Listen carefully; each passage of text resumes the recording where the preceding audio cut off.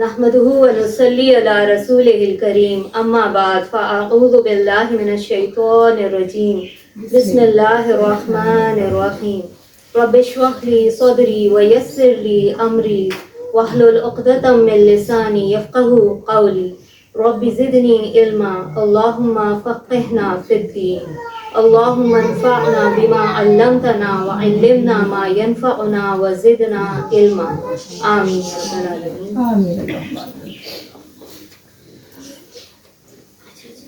یا ایہا الذین آمنوا، اے لوگوں جو ایمان لائے ہو، کتبہ لکھ دیا گیا. اچھا، قرآن میں جہاں کہیں بھی کتبہ کا لفظ آیا ہے اس کے معنی ہے لکھ دینا. ہم لکھت میں جب کوئی چیز کر دیتے ہیں تو وہ کیا ہو جاتی ہے؟ فرض ہو جاتی ہے، پکی ہو جاتی ہے. تو اللہ تعالیٰ نے ہم پر روزے فرض کر دیے، یعنی لکھ دیے گئے ہم پر روزے. علیکم، تم پر، الصیام روزوں کو. سیام کا مطلب صبح صادق سے مغرب تک اپنے آپ کو کھانے پینے سے اور میاں بیوی کا تعلق قائم کرنے سے روکے رکھنا، اس کو روزہ کہتے ہیں.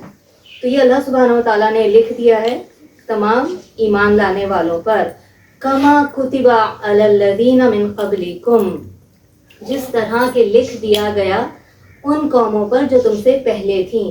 تو روزے کی اہمیت کا آپ اس بات سے اندازہ لگائیے کہ یہ صرف نبی صلی اللہ علیہ وسلم کی ہی امت پہ فرض نہیں تھے، بلکہ تمام انبیاء علیہ السلام کی جتنی بھی امتیں آدم علیہ السلام سے لے کر آپ صلی اللہ علیہ وسلم تک جو ہم سے پہلے امتیں تھیں ان پر بھی روزہ فرض تھا. اور کیوں ہر امت پر یہ عبادت فرض کی گئی؟ آگے ہی اللہ سبحانہ و تعالیٰ ارشاد فرما رہے ہیں لعلکم تتقون، تاکہ تم تقوی اختیار کر سکو. اور تقوی، علماء نے تقوی کے دو معنی اور مفہوم ہمیں سمجھائے ہیں. ایک تو یہ کہ پرہیز کرنا ہر اس بات سے جو اللہ کو ناپسند ہو. ایک پرہیز ڈاکٹر بتاتا ہے نا، ہمارے یہاں بڑا عام ہے آج کل ڈائبٹیز، شوگر ہو جاتا ہے یا ہائی بلڈ پریشر ہے، تو ڈاکٹر پرہیز بتاتا ہے کہ آپ نے میٹھے سے پرہیز کرنا ہے یا آپ نے نمک سے پرہیز کرنا ہے. تو ہم کتنی شدت کے ساتھ اس پر پابندی کرتے ہیں کہ نہیں، ڈاکٹر نے کہہ دیا تو اب میں نے میٹھا نہیں کھانا. تو اللہ سبحانہ و تعالیٰ نے بھی کچھ باتوں سے پرہیز کرنے کا حکم دیا. وہ کیا ہے؟ جھوٹ، غیبت، بےایمانی، کسی کا دل دکھانا، بےایمانی کرنا، یہ ساری چیزیں، شرک سب سے بڑا گناہ. تو ان سب چیزوں سے پرہیز کرنے کے لیے اللہ تعالیٰ نے بھی کہا ہے. تو ہم ڈاکٹر کی بات کو تو اتنی عزت دیتے ہیں کہ میٹھا نہیں کھانا تو بس ساری زندگی کے لیے چھوڑنے کے لیے تیار ہو جاتے ہیں، جبکہ اللہ تعالیٰ جن بری باتوں سے ہمیں پرہیز کرنے کا حکم دے رہے ہیں وہ ہم سے پرہیز کیوں نہیں ہو پاتا؟ اس کی سب سے بڑی وجہ کیا ہے؟ یقین. ہمارا یقین ڈاکٹر کے اوپر زیادہ ہے کہ اس نے منع کر دیا تو اگر میں نے کھا لیا تو میرا نقصان ہوگا. لیکن اللہ تعالیٰ کی بات پر یقین تھوڑا سا کم ہے کہ جب اللہ کہہ رہا ہے کہ جھوٹ مت بولو، میں تمہارے لیے تمہارے کاموں کو آسان کر دوں گا، سنوار دوں گا، بنا دوں گا، تو ہمیں اللہ کی بات پر اتنا یقین نہیں ہوتا. اپنی عقل زیادہ ہم دوڑاتے ہیں کہ نہیں، یہاں جھوٹ بولنے سے میرا کام ہو جائے گا. تو یہ چیزیں کیا ہیں؟ یہ یقین کی کمی ہے. تو اللہ سبحانہ و تعالیٰ یہاں ارشاد فرما رہے ہیں لعلکم تتقون. یہ جو کمی ہے نا، اس کو، تقویٰ کو پوری طرح حاصل کرنے کے لیے ایک پورا مہینہ دیا گیا کہ اس چیز کو اپنے اندر بھر لو، سمیٹ لو اس مہینے میں. اور یہ مہینہ اتنا قیمتی ہے کہ ابھی ہم جب احادیث میں پڑھیں گے اور اس کی آگے جو پوری اتنی ساری آیات اللہ سبحانہ و تعالیٰ نے رمضان سے متعلق جو ہمیں بیان فرمائی اس کا پورا جائزہ لیں گے. اور جو دوسرا مطلب علماء نے جو تقویٰ کا بتایا، ایک تو میں نے بتایا پرہیز کرنا ہر اس بات سے جس سے اللہ سبحانہ و تعالیٰ نے منع فرما دیا جو اللہ کو ناپسند ہے. دوسری چیز کیا ہے تقویٰ؟ کہ آپ کے دل میں اللہ کی موجودگی کا احساس ہر وقت موجود ہو کہ میرا رب مجھے دیکھ رہا ہے. اور پھر جب بھی مشکل آئے، پریشانی آئے یا خوشی آئے، غم آئے، ہر وقت انسان کو یہ چیز یاد رہتی ہے کہ میرا رب مجھے دیکھ رہا ہے، میرا رب مجھے سن رہا ہے، میں اس کی خاطر صبر کر رہی ہوں، میں اس کی خاطر زبان بند رکھ رہی ہوں، میں اس کی خاطر اپنے ہاتھوں کو سمیٹ رہی ہوں، یا میں اس کی خاطر یہ ساری قربانیاں دے رہی ہوں. تو یہ شعور ہونا کہ اللہ سبحانہ و تعالیٰ ہر وقت آپ کے ساتھ ہیں، آپ کو دیکھ رہے ہیں، آپ کو سن رہے ہیں، یہ چیز جو ہے یہ تقویٰ کہلاتی ہے. تو یہ دونوں مفہوم ہوپ فلی کلیئر ہو گئے ہوں گے. اچھا، اب جب یہ رمضان کا مبارک مہینہ آتا ہے، ہم آج جو یہاں پر سب اکٹھا ہوئے ہیں وہ کسی مقصد سے ہوئے ہیں، اور وہ مقصد کیا ہے کہ ہم پوری طرح اس تقویٰ کو حاصل کر سکیں. اس کے لیے سب سے بہترین طریقہ کیا ہے کہ ہم یہ دیکھیں کہ آپ صلی اللہ علیہ وسلم نے اس مہینے کے بارے میں کیا کیا چیزیں ارشاد فرمائی، کیسے صحابہ کرام سے جو ہے وہ اس تقویٰ کے تقاضے کو پورا کروایا، اور کس طرح اس مہینے کی تیاری کیا کرتے تھے. تو آپ صلی اللہ علیہ وسلم کی یہ سنت مبارکہ تھی کہ آپ ہر رمضان سے پہلے صحابہ کرام کو بلایا کرتے تھے اور خطبہ ارشاد فرمایا کرتے تھے. تو کئی خطبوں میں سے ایک میں آپ کے لیے یہاں پہ سامنے رکھوں گی. وقت کی وجہ سے ہم سارے خطبات کو نہیں کور کر پاتے، لیکن جو ایک مجھے سب سے زیادہ دل کے قریب ہے اس کو انشاءاللہ تعالی ہم سنیں گے، کیونکہ آپ صلی اللہ علیہ وسلم نے رمضان سے پہلے یہ چیزیں صحابہ کرام کو تنبیہ فرمائیں. تو آپ صلی اللہ علیہ وسلم کا یہ جو خطبہ ہے یہ امام بہقی کی کتاب میں موجود ہے، اور اس کو روایت کرنے والے حضرت سلمان فارسی رضی اللہ تعالیٰ عنہ ہیں. ارشاد فرماتے ہیں، حضور نے فرمایا، اے لوگوں، تم پر بڑے مرتبے والا مہینہ سایہ فگن ہو رہا ہے.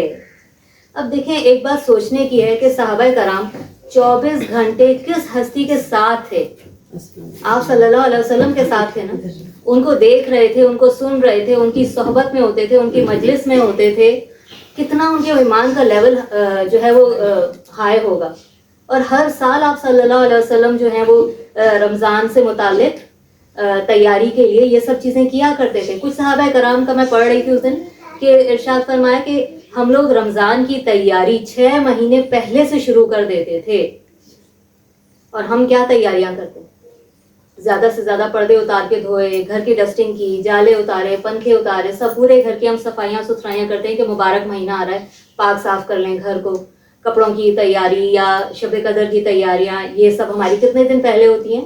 لیکن وہ تیاری جو اصل اللہ کو درکار ہے کہ تمہارے پاس اتنا اسٹیمنا ہو، اتنی طاقت ہو، تم جو قرآن پڑھ رہے ہو بالکل صحیح پڑھ رہے ہو. اور اسی رمضان کے مقصد کے لیے ہم نے یہ 3 مہینے کا صرف تجوید کا کریش کورس رکھا تھا. تو بہت مبارک ہو ان اسٹوڈنٹس کو. میں بھی سوچ رہی تھی کہ آپ لوگوں کے لیے انشاءاللہ تعالیٰ سرٹیفکیٹس بنا کے میں بھی آپ لوگوں کو دوں گی. اور ایک کوشش ہے اللہ تعالیٰ قبول فرمائے کہ یہ جو میرا ادارہ ہے چھوٹا سا، جس میں یہ یوٹیوب کا چینل بھی ہے، انسٹاگرام ہے، فیس بک ہے، اور ریگولر کلاسز ہو رہی ہیں. تو میں چاہ رہی تھی کہ اس کو ایک پراپر ادارے کی شکل دے کے رجسٹر کروا لیا جائے. تو پھر جو آپ کو سرٹیفکیٹس ملیں گے تو اس کی ایک اوتھینٹسٹی ہوگی، کہیں پر بھی دکھا کے آپ جو ہے وہ اس پر پھر آگے دین کے کام کو آسانی سے پھیلا پائیں گے انشاءاللہ تعالیٰ. تو اس کے لیے آپ سب سے دعا کی درخواست ہے. تو دیکھیں، جب صحابہ کرام کو آپ صلی اللہ علیہ وسلم نے یہ ضروری سمجھا کہ میں ان کو یہ تحریک دلاؤں کہ یہ کون سا مہینہ آ رہا ہے، تو ہمیں کتنی زیادہ ضرورت ہے. ہم تو کتنے سارے فتنوں کے بیچ میں پھنسے ہوئے ہیں. ایک موبائل ہے، کہیں سے میوزک پڑ رہا ہے، کہیں سے برائی ہو رہی ہے، کہیں سے نامحرم سارا دن ٹی وی پر ہمارے جو ہے وہ موبائلوں پہ اور ادھر ادھر. کتنا ہم اٹھتے بیٹھتے نہ چاہتے ہوئے بھی کتنے فتنوں کی لپیٹ میں آ جاتے ہیں. تو ہمیں کس قدر ضرورت ہے کہ ہم اس مہینے سے پوری طرح مستفید ہو کر اس کو جیسے اپنے لیے نچوڑ لیں، اس کے اندر سے جو بھی خیر ہے، جتنا بھی تقویٰ ہے. تو آج جو اس محفل کا ہمارا مقصد ہے وہ کیا ہے کہ یہاں سے ہم ایسا پریپریشن لے کر اٹھیں کہ ہم پوری طرح جو اللہ تعالیٰ نے قرآن میں حکم فرمایا لعلکم تتقون، تاکہ تم تقویٰ اختیار کر سکو، تاکہ تم تقویٰ والے بن جاؤ. تو اس مہینے پوری ہماری کوشش ہوگی کہ اگلے جو بھی 11 مہینے آئیں گے وہ میرا اتنا تقویٰ میرا ہائی ہو جائے کہ ان 1 مہینے میں جب میں اللہ کی خاطر کھانا پینا حلال چیزیں چھوڑ سکتی ہوں، تو میں باقی 11 مہینے اسی اللہ کی خاطر حرام چیزیں کیوں نہیں چھوڑ سکتی. میوزک ہو گیا، جھوٹ ہو گیا، غیبت ہو گیا. کیونکہ ہم عورتیں جب 4 بیٹھتی ہیں تو نہ چاہتے ہوئے بھی کسی نہ کسی کی کوئی برائی، کوئی غیبت ہو ہی جاتی ہے، اور یہ بڑے گناہوں میں سے ہے. تو آپ صلی اللہ علیہ وسلم نے جو صحابہ کرام کو جمع فرمایا اور یہ خطبہ ارشاد فرمایا، غور سے سنیے گا. اے لوگوں، تم پر بڑے مرتبے والا مہینہ سایہ فگن ہو رہا ہے، بہت بابرکت مہینہ ہے، جس میں ایسی رات ہے جو 1000 مہینوں سے بڑھ کر ہے. پھر فرمایا کہ اس میں ایک رات ہے جو 1000 مہینوں سے بڑھ کر ہے. اللہ نے اس کے روزے فرض کیے ہیں اور رات کا قیام یعنی تراویح کو نفل کیا ہے. جو اس مہینے میں کسی نیک عادت کے ساتھ، کسی نیک کام کے ساتھ اللہ کا قرب تلاش کرے گا تو اس کو اتنا بڑا ثواب ملے گا جتنا دوسرے مہینے میں فرض ادا کرنے کا. یعنی باقی مہینوں میں آپ جو فرائض ادا کرتے ہیں، تو رمضان میں کسی بھی ایسی عبادت سے جس سے آپ اللہ کا قرب حاصل کر رہے ہیں، کیونکہ دیکھیں جتنا آپ اللہ سے قریب ہوں گے اتنا ہی زیادہ آپ کا تقویٰ بھی بڑھے گا. پھر فرمایا کہ جس نے اس مہینے میں ایک فرض ادا کیا تو اس کا ثواب دوسرے مہینے میں 70 فرض ادا کرنے کے برابر ہے. اور پھر فرمایا کہ یہ صبر کا مہینہ ہے. کس کا مہینہ ہے؟ صبر. اور صبر وہ چیز ہے کہ قیامت والے دن جو ایمان والے جب جنت میں جائیں گے تو جب ہم جنت میں انشاءاللہ داخل ہو رہے ہوں گے تو فرشتے یہ نہیں بولیں گے کہ مبارک ہو تم اپنے نمازوں کی وجہ سے، روزوں کی وجہ سے، صدقہ خیرات. جو ایک کامن بات ہوگی وہ کیا ہوگا؟ وہ کہیں گے مبارک ہو تم اپنے صبر کی وجہ سے آج جنت کے مستحق ہوئے ہو. تو صبر اتنی بڑی نعمت ہے، اور صبر یہ اللہ تعالیٰ اسی کو عطا فرماتا ہے جو صبر کرنا چاہتا ہے، جو صبر مانگتا ہے. تو یہ اتنی بڑی نعمت ہے. تو فرمایا کہ یہ صبر کا مہینہ ہے اور صبر کا بدلہ جنت ہے. تو یہ خاص طور پر آپ نے یہ بھی انڈیکیٹ کر دیا. کتنی بھی پیاس لگ رہی ہو، کتنی بھی بھوک لگ رہی ہو، اس وقت صبر کرتے ہیں نا جی. اور صبر کا بدلہ جنت ہے. اور یہ غم خواری اور ہمدردی کا مہینہ ہے.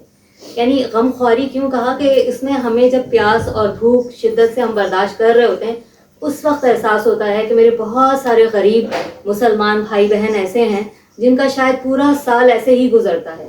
وہ شاید ایک وقت کی روٹی کھاتے ہیں یا 2 وقت کی روٹی کھاتے ہیں. تو اس میں کیا ہوتا ہے؟ دوسروں کی غمخواری ہوتی ہے، دوسروں کے درد کا، غم کا احساس ہوتا ہے. پھر فرمایا کہ اور یہ ایسا مہینہ ہے جس میں مومن کی روزی بڑھا دی جاتی ہے. اور یہ ہم سب مشاہدہ کرتے ہیں کہ اس مہینے میں اللہ سبحانہ و تعالیٰ ہم سب کی روزی بڑھا دیتے ہیں الحمدللہ. جس نے اس مہینے میں کسی کا روزہ افطار کروایا اس کے بدلے میں اس کے گناہ معاف ہو جاتے ہیں. کتنی بڑی نیکی ہے یہ. مطلب ہم میں سے کون ہے جو نہیں چاہتا کہ اس کے گناہ معاف کر دیے جائیں؟ تو یہ گولڈن چانس مل رہا ہوتا ہے کہ ہمارے گناہ معاف کر دیے جائیں. اور اس کی گردن آگ سے آزاد ہو جاتی ہے. اذان ہو جائے. اور یہ ایسا مہینہ ہے جس میں مومن کی روزی بڑھا دی جاتی ہے.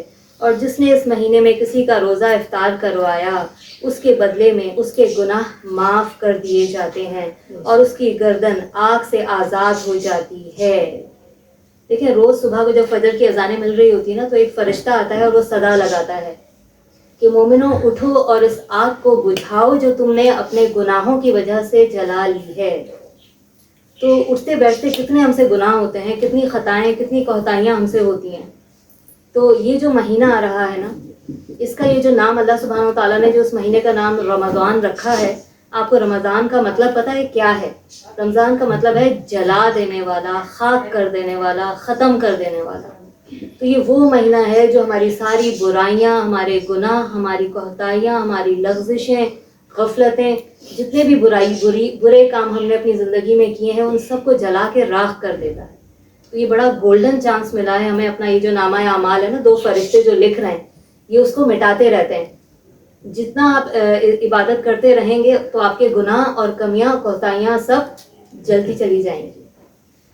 تو فرمایا کہ اس کی گردن دوزخ سے آزاد کر دی جاتی ہے اور اس کو روزے دار کے برابر ثواب دیا جاتا ہے بغیر اس کے کہ روزے دار کے ثواب میں کوئی کمی آئے. یعنی جس کو آپ روزہ کھلوا رہے ہیں اس کے روزے کا بھی ثواب آپ کو لکھا جاتا ہے اور اس کو اپنا روزے کا پورا ثواب دیا جاتا ہے. تو جو روزہ افطار کروا رہا ہے اس کو کتنے روزوں کا ثواب ملا؟ 2 روزوں کا. ایک خود اس نے جو رکھا اور دوسرا جو اس نے کسی کو کھلوایا، افطاری کروائی. تو یہ 2 روزوں کا ثواب جو ہے وہ اس کو ملتا ہے. ہم نے عرض کیا کہ یا رسول اللہ صلی اللہ علیہ وسلم ہم اتنی چیزیں نہیں پاتے کہ ہم روزے دار کو افطار کروا سکیں. تو فرمایا جو کسی روزے دار کا روزہ لسی کے ایک گھونٹ یا کھجور سے یا پانی کے ہی ایک گھونٹ سے افطاری کروائے گا تو اللہ سبحانہ و تعالیٰ اس کو بھی یہی ثواب نصیب کرے گا. سبحان اللہ. دیکھیں یہ اللہ سبحانہ و تعالیٰ کے بہانے ہیں نا اپنے بندوں کو نوازنے کے. یہ اس نے بہانے پیدا کر دیے ہیں کہ اس کو پتا ہے کہ میرا بندہ کتنا کمزور ہے. اس کو پتا ہے کہ شیطان کس طرح ہمارے خون میں گردش کر رہا ہے، کس طرح ہم فتنوں کے دور میں پھنسے ہوئے ہیں. تو یہ چھوٹی چھوٹی نیکیاں جو ہیں، کسی کا صرف روزہ کھلوا دینا اتنی بڑی نیکی ہے تو پھر ارشاد فرمایا کہ اور جو کوئی پیٹ بھر کے روزے دار کو کھلائے گا تو اللہ سبحانہ و تعالیٰ اس کو میرے حوض کوثر سے سیراب کرے گا. اللہ سب کو یہ نصیب فرمائے, جس کے بعد وہ انسان کبھی پیاسا نہیں رہے گا یہاں تک کہ وہ جنت میں داخل ہو جائے گا. دیکھیں قیامت کا دن کتنا لمبا ہے, 50,000 سال کے برابر قیامت کا دن ہوگا. اب سوچیں, یہ جو کہا گیا نا کہ وہ حوض کوثر سے جب ایک بار پانی پی لے گا تو پھر اسے کبھی پیاس محسوس نہیں ہوگی. تو وہ یہ 50,000 سال تک ہمیں وہ ایک دن جو گزارنا پڑے گا تو اس میں کیا ہوگا کہ پھر پیاس نہیں لگے. اور اس دن کی پیاس سے بچانے کے لیے کیا ہے کہ ایک بندہ جو اللہ کی خاطر پیاسا ہے اس کا روزہ افطار کروا دو. تو دنیا میں آپ کسی کی پیاس اور بھوک مٹائیں, قیامت والے دن اللہ ہماری پیاس اور بھوک مٹائے گا. یہ وہ مہینہ ہے جس کا اول رحمت ہے اور درمیانی حصہ مغفرت ہے اور آخری دوزخ سے آزادی ہے. یہ اس پورے خطبے کا جو یہ والا پورشن ہے یہ بہت زیادہ مشہور ہے, اور یہ دعائیں بھی ہم لکھ کے جو ہے وہ پھر سب میں بانٹتے ہیں کہ پہلا رحمت کا رب اغفر ورحم وانت خیر الراحمین, اللہ سے رحمت مانگتے ہیں. دوسرا جو ہے ہم اس میں استغفار بہت زیادہ پڑھتے ہیں, اور تیسرا جو ہے اس میں اللہم اجرنا من النار, یا اللہ مجھے آگ سے آزادی دے دے. تو یہ 3 دعائیں کثرت سے مانگیں. اور پھر ارشاد فرمایا کہ اور جو کوئی اس مہینے میں اپنے غلام یعنی نوکر سے کم کام لے گا اللہ تعالیٰ اس کو بھی بخش دے گا. یعنی اتنی بڑی گارنٹی. دیکھیں ہمارے تو یہ میڈز آتی ہیں, جو ہیلپرز آتی ہیں ہمارا ہاتھ بٹانے کے لیے, آخر وہ بھی تو مسلمان ہی ہے نا. اگر ہم ان پر ہلکا ہاتھ رکھیں گے تو کل کو وہ بھی سوچیں گی کہ چلو ایک دن باجی صرف مجھ سے پوچھا لگوا رہی ہے, جھاڑو نہیں لگوا رہی, یا ایک دن جھاڑو لگوا رہی ہے پوچھا نہیں لگوا رہی, یا ہفتے میں اگر وہ مجھ سے روز یا 2 دن ڈسٹنگ کروا رہی تھی تو اب وہ مجھ سے ڈسٹنگ نہیں کروا رہی, یا ایک دفعہ کروا رہی ہے, یا کپڑوں میں میرے ساتھ کھڑی ہو جاتی ہے. تو کوئی بھی آپ ان کو سہولت دیں تو کل کو ان کا بھی تھوڑا سا دل بڑا ہوگا, تھوڑی ہمت ہوگی کہ چلو باجی نے اتنا سب نے کام میرا ہلکا کر دیا تو اب میں بھی ہمت کر کے روزہ رکھ لیتی ہوں. کیونکہ ان کو بھی ہمیں تھوڑا سا دلاسا دینا چاہیے, تھوڑا پرووک کرنا چاہیے کہ دیکھو ہمارے بچے بھی یونیورسٹیز جاتے ہیں, صبح سے شام تک اسکول جاتے ہیں, کالج جاتے ہیں, ہمارے شوہر بھی دفتروں کو جاتے ہیں, بہت سارے کام کاج, بہت ساری عورتیں اب تو جابس کر رہی ہیں, لیکن ہم بھی تو روزہ رکھتے ہی ہیں نا. تو ان کو بھی تھوڑا سا یہ شعور دیں, کیونکہ قیامت والے دن جب ہمارا سب کا حساب ہوگا نا تو کہیں ایسا نہ ہو کہ قیامت والے دن وہ آ کے میرا گریبان پکڑے کہ تمہیں تو یہ سب پتا تھا, مجھے کیوں نہیں بتایا, کم از کم تم بتاتی تو صحیح تو شاید میں بھی آج بچ جاتی. تو وہ بھی مسلمان ہیں, جو چیز فرض ہے وہ فرض ہے. اب وہ اللہ ہر کسی سے حساب کتاب جو ہے وہ اس کے علم کے مطابق, اس کی طاقت کے مطابق, اس کی وسعت کے مطابق لیں گے. تو ہم اگر ان پر تھوڑا اپنا ہلکا ہاتھ رکھیں اور ان کو تھوڑا سا شعور دیں پیار سے, محبت سے, تو ہو سکتا ہے کہ صرف اسی نیکی, یہی نیکی اللہ کو اتنی پسند آ جائے. تو اللہ تعالیٰ کیا ارشاد فرما رہے ہیں کہ جو کوئی ایسا کرے گا تو اللہ تعالیٰ اس کو بھی بخش دے گا اور جہنم سے آزاد کر دے گا. صرف کس بات پر آزادی ہو رہی ہے کہ جو خیال رکھے. حضرت ابو ہریرہ رضی اللہ تعالیٰ عنہ ارشاد فرماتے ہیں حضور نے فرمایا کہ جب رمضان کی پہلی رات آتی ہے تو جنت کی سب دروازے کھول دیے جاتے ہیں. اب یہ بات تو ہم سب کو پتہ ہے کہ جنت کے سارے دروازے کھول دیے جاتے ہیں, یہ اللہ کی رحمت ہے نا. وعلیکم السلام.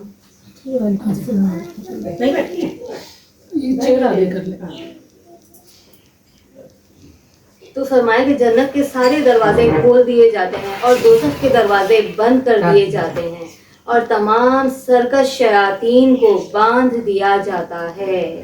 اور ایک فرشتہ پکار لگاتا ہے کہ اے نیکی کے کرنے والے, نیکی کے طلبگار آگے بڑھو, اور اے برائی کے کرنے والے رک جاؤ. اور رمضان کی ہر رات اللہ سبحانہ و تعالیٰ لوگوں کو جہنم سے آزاد کرتے ہیں.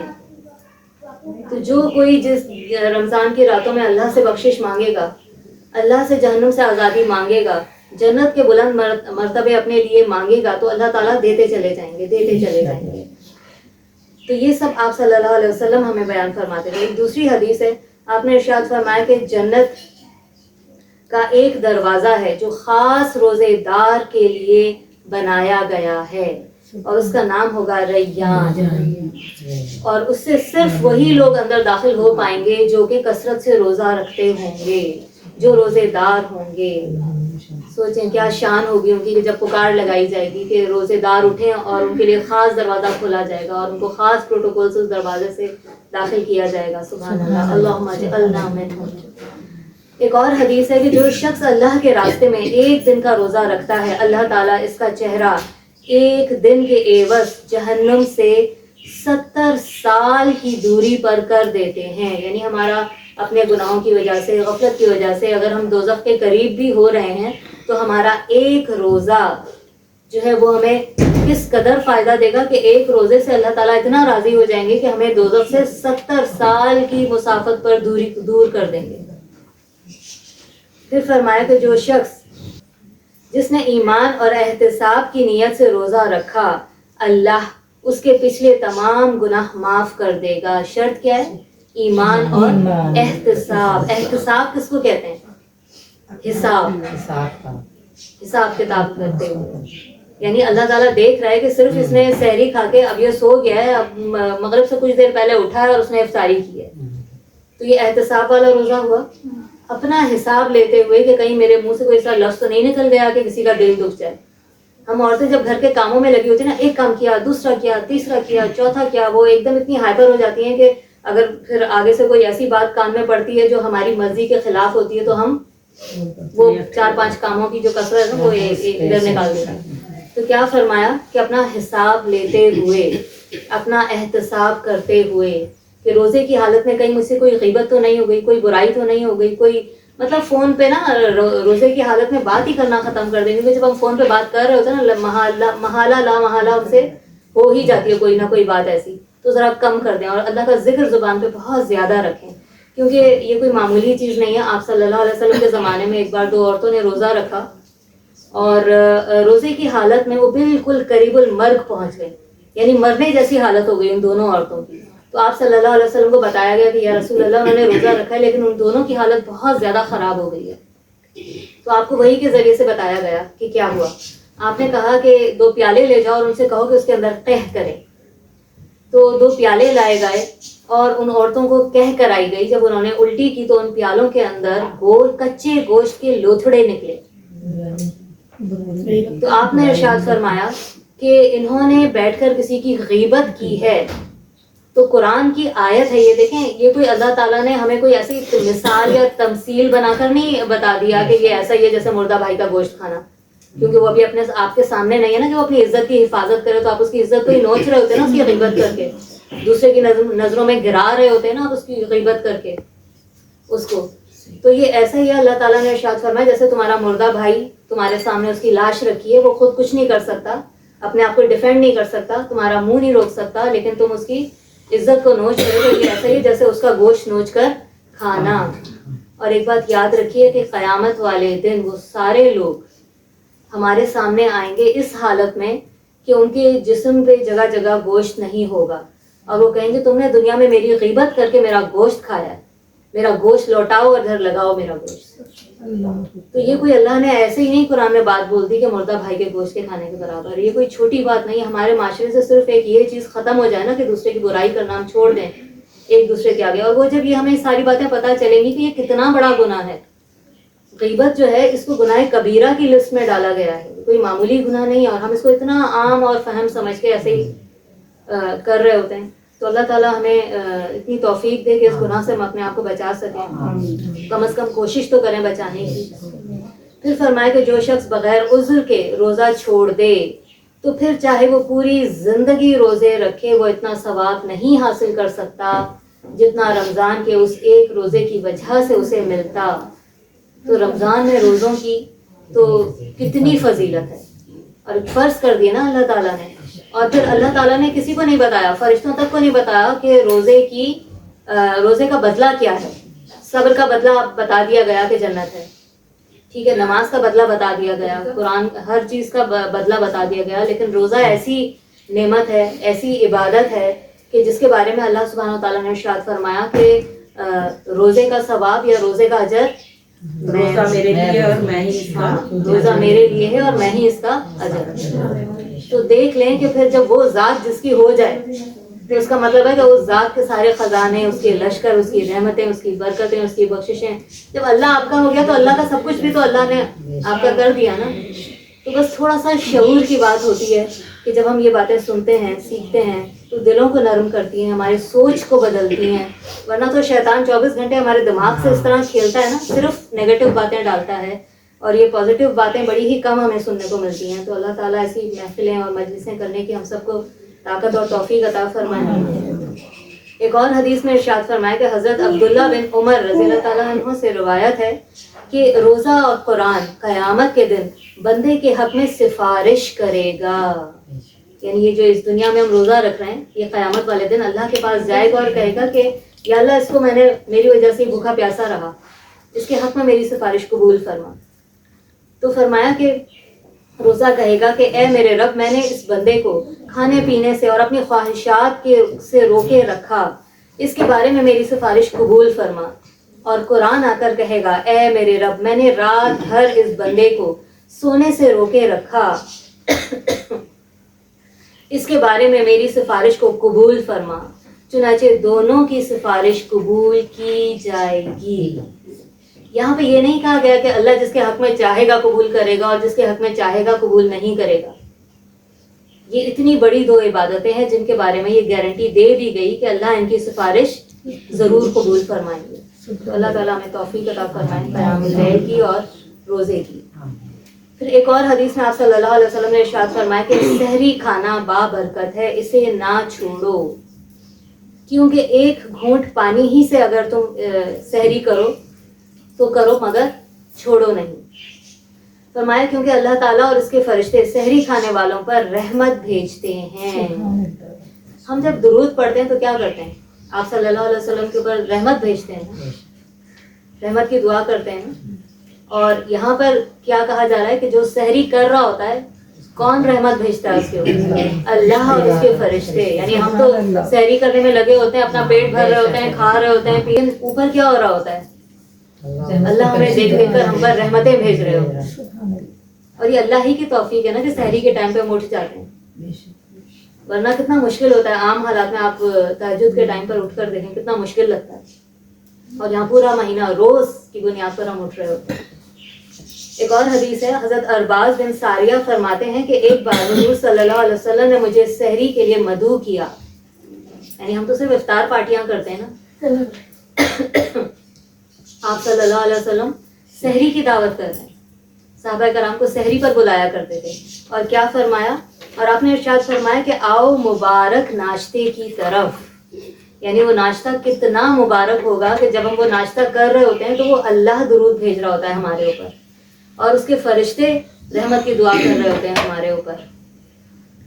پھر ایک اور حدیث حضرت عائشہ صدیقہ اما رضی اللہ تعالیٰ عنہ ارشاد فرماتی ہیں کہ جب رمضان کا آخری عشرہ شروع ہوتا تو آپ صلی اللہ علیہ وسلم رات کا بیشتر حصہ جاگ کر گزارتے اور اپنے گھر والوں کو بھی بیدار کرتے، عبادت میں خوب محنت کرتے اور کمر کس لیتے. یعنی آخری عشرے کے لیے اپنے آپ کو اتنا آپ صلی اللہ علیہ وسلم تیار رکھتے.